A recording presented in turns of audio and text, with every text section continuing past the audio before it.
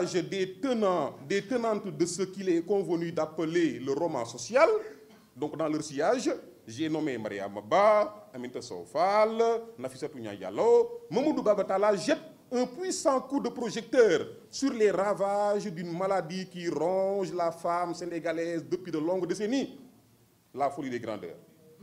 Il nous montre, Baba, particulièrement ce que cette tare doit souvent à l'évolution positive de la situation sociale et économique des sujets concernés.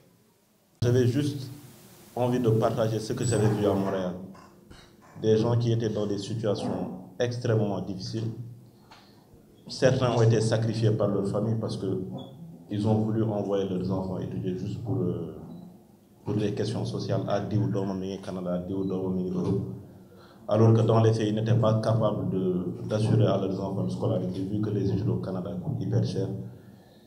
Et certaines histoires de quelques personnes que j'ai rencontrées dans les entrepôts m'ont énormément touché. Des gens qui aujourd'hui travaillent dans la manutention et qui avaient un bel avenir devant eux. Donc je me suis dit un bon jour, depuis que j'ai ouvert mon blog, je me suis dit un jour je vais écrire, je vais partager l'histoire de ces gens que j'ai côtoyés. Thierno Talla aurait pu être scientifique, mais je pense, je ne sais pas qu'est-ce qui a brisé cet élan-là, mais il est revenu à la littérature.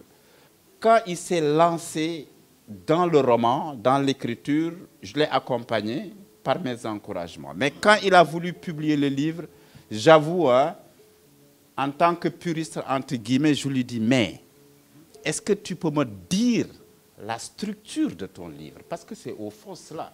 Il y en a qui vont étudier comment écrire, connaissent les styles, ils ont lu Vladimir Prof, ils savent c'est quoi la structure, l'état initial, la rupture, la réconciliation, comment les personnages bougent, le mandant, le roi, etc. Je parle à des littéraires, hein.